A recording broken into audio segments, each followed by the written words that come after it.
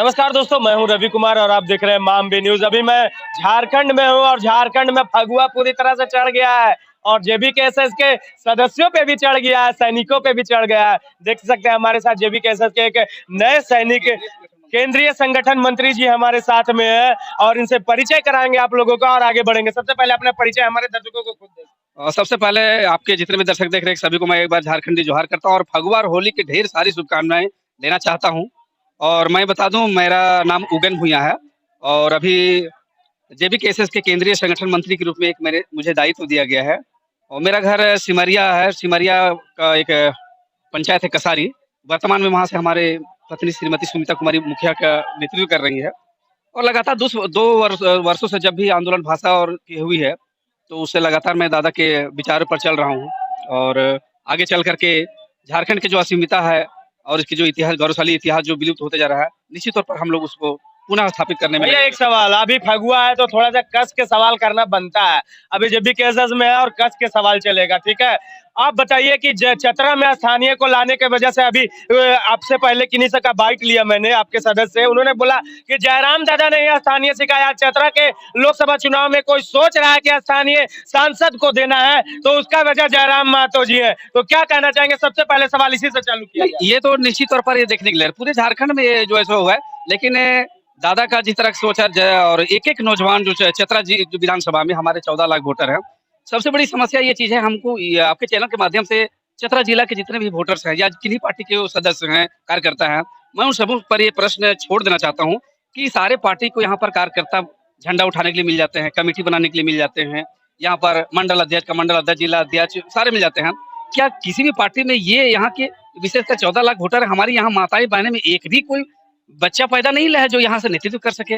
निश्चित तौर पर हमारे जो चतरा जिला में जो है नेतृत्व का जो कौशल है उसको यहाँ के जो भी बाहरी पार्टियां हैं वो कुचलने के काम की है। और इस चीज को परख करके और हमारे दादा जो अभी टाइगरदा है, इन्होंने इस मुद्दे को उठाया और निश्चित तौर पर आज आप देख रहे हैं चतरा जिला में विशेषकर कि यहाँ पर सारे पार्टी जितने भी थे उन लोग भी सोचने पर मजबूर हो गए।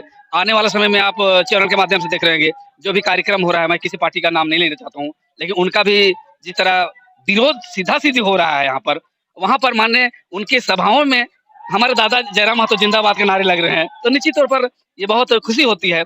और सबसे बड़ी चीज है कि हमारे जैसे से पढ़ने लिखने वाले लोग, नौकरी पेशा करने की तैयारी सपना करने वाले लोग झारखंड में, वैसे लोग जो पॉलिटिक्स से नफरत करते थे, आज वो लोग बोलते हैं आई हेट पॉलिटिक्स, लेकिन दादा के आने के बाद आज एक लड़के, एक नौजवान है आई लव पॉलिटिक्स कर रहे हैं। ये बहुत बड़ी चीज है। क्या बात है, जबरदस्त बात कही है आपने। और आज सच बताए, आपसे मिलकर एक अलग अनुभूति हो रही है कि आपके समाज में एक व्यक्ति से मिला था, उन्होंने भी आप ही की तरह दहाड़ा था। आज दूसरे व्यक्ति आप मिल रहे हैं जो इस तरह, और कहीं ना कहीं जयराम दा का असर आप पे भी दिख रहा है। आप केंद्र से जुड़े हुए हैं, जयराम दा ने आपको केंद्र से जोड़ा है।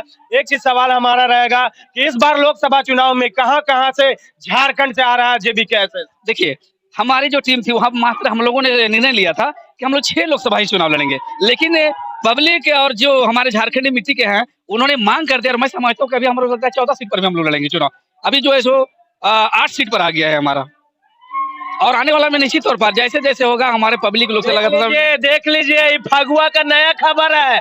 6 में थे जयराम, फिर आ गए 8 में जयराम, और अब भैया जी से हमको सुनने के मिल रहा है कि 14 में आएंगे जयराम। तो कहीं ना कहीं अगली पार्टी को हो रही है खलबली, इसके बारे में बताएं। नहीं, खलबली तो होगा। हम किसी जो हमारे पूर्वज थे उन्होंने हमारे झारखंड को क्यों अलग किया? सीधा सीधी हमारी जो है संस्कृति है, हमारी अस्मिता है यहाँ के, और इस पर हमारे जितने भी राजनीतिक पार्टी रहे इन्होंने कभी उठाया नहीं है। 23 वर्षों में किसी भी तरह के संसद में हमारा चतरा जिला में आप देखेंगे, सिमरिया, आपका लातेहार, ये खनिज संपदा से भरा हुआ क्षेत्र है, लेकिन आए दिन सिर्फ हमारे यहाँ धूल लोग चाट रहे हैं। स्थानीय लोगों को जो अधिकार मिलना चाहिए वो नहीं मिला, आए दिन चपेट मार रहे हैं बिना मतलब के। जो हमारे यहाँ जो पेशा एक्ट था, जिस तरह के जो है सो बिना पेशा एक्ट को खत्म कर दिया हमारे झारखंड में, और जमीन पौने पौने भाव में लेकर के कभी रेलवे पटरी बना दे रहा है, कभी क्या बना दे रहा है। ये बहुत बड़ी समस्या है जो हमारे यहाँ। और ये 4 जो नीतियां हमारे हैं, औद्योगिक नीति, विस्थापन नीति, स्थानीय नीति, नियोजन नीति, अब हम आपके माध्यम से जो हमारे नियोजन मंत्री रहे हैं हमारे ही छत्र जी लग रहे हैं, अब हमको ये सार्वजनिक तौर पर उनको बोलना चाहिए कि नियोजन नीति जो है हमारे यहाँ, हम नियोजन मंत्री हैं तो नियोजन कौन सा नियोजन नीति झारखंड में चल रहा है ये तो जानकारी उनको होना चाहिए और ये पब्लिश करना चाहिए। मैं तो ये जानना चाहता हूँ कि एक चीज और जानना चाहेंगे हम। जयराम दा यहाँ आए थे, स्कॉर्पियो के बोनेट पे चढ़ के बोले थे बाहरियों का हंसाएंगे, खिलाएंगे, नचाएंगे, लेकिन अब बाहरी को अब नहीं देखना, स्थानीय को जगह देना है। नहीं, देखिए बाहरी जो है बार बार जो कहते हैं बाहरी भीतरी, दूसरी बात है। और तीसरी बात ये है, दूसरी बात मैं ये बताना चाहता हूँ आपके चैनल के माध्यम से, बहुत से लोग जो है सो आपको आप देखते होंगे जेबी केसेस को लोग महतो की पार्टी से कर रहे हैं। तो अगर महतो की पार्टी अगर ये है तो उगन भुइयां क्या कर रहा है यहाँ पर? सही बात।